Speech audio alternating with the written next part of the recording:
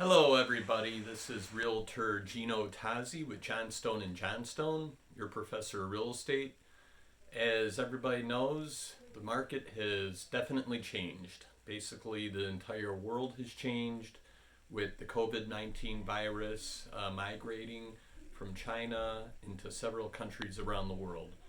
We now have over 165 countries with cases been reported, probably even more countries. In our country and in our state, we have a very high growth of cases. This is going to do a lot of damage to the economy. Not only that, but people limiting their social contact with amongst each other, not going out, travel industry, bars, restaurants, service industry. It's all going to take a hit. And a lot of people have asked me, what is the impact on real estate? So yesterday, the governor of Michigan, Gretchen Whitmer, issued a stay-at-home order requiring all non-essential businesses to be done from home, away from others. Parts of real estate are considered non-essential, such as showing a home. Another one would be to list a home, and inspections, possibly, not being there right there for the inspection, just having the inspector do it. Appraisals, the standard is now changing to where an appraiser will go there on his own. You'll give him a lockbox code or a one-day code. The appraiser will get in and do his thing. Same with the inspector. So transactions are still going through, but the biggest concern really is the change in liquidity in the markets. It appears that many large players in the financial system are starting to bottle up the money so that it's not flowing out to buyers. And so lenders are, some of them are not lending, some of them are not funding, and we're facing those difficulties. Those difficulties can go on for a while because it's tied to the spread of the virus and the economic impact of the spread.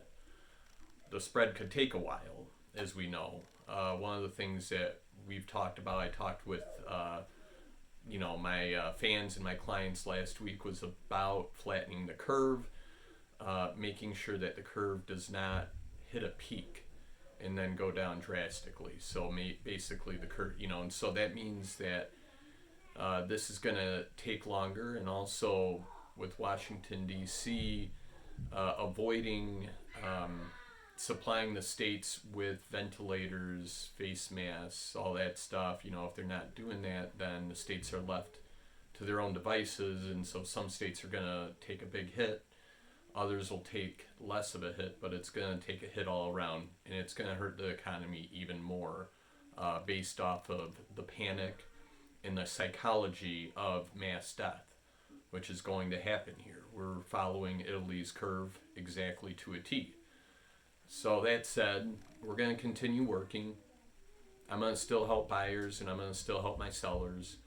Most of my work I'm pushing out as much as possible, so that limits me being involved out there, possibly getting sick, spreading it to my family, which I don't feel is worth it. I don't think money is worth the well-being. I always have thought that your health always comes first before anything else.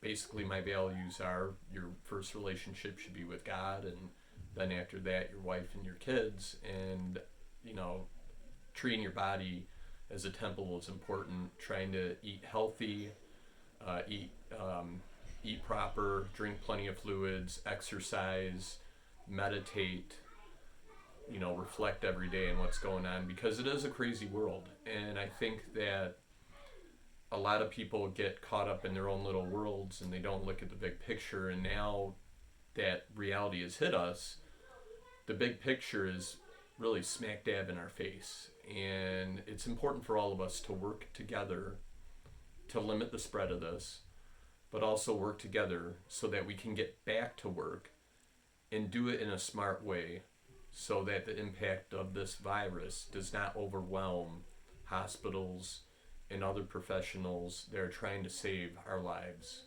because they're already going to be making those choices very soon about who lives and who dies. So that's the most important thing as far as my update to you, is that I'll be working and I'm going to be safe about it. I'm going to be smart about it. And I hope that everyone else does the same thing, because the sooner we get this licked, the better off our year will be and our business will come back booming again.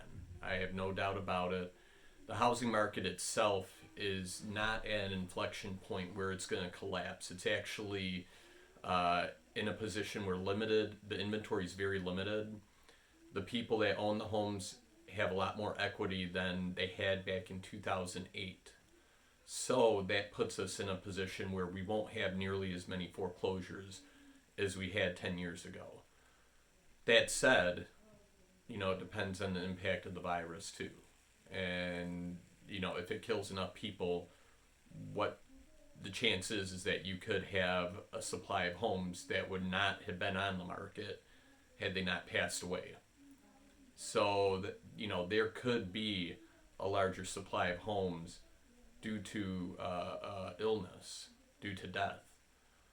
And there could be less financing for right now, maybe for the next 6 months, once we figure things out and get something that's more predictable in place.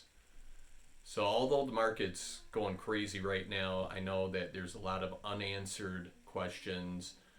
I know that there is a vacuum of leadership out of Washington, D.C., and that doesn't help out with our situation. I think that it makes people actually panic more.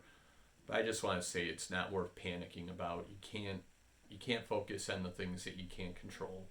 What you can do is you can focus on yourself and on the things within your vicinity that you can control.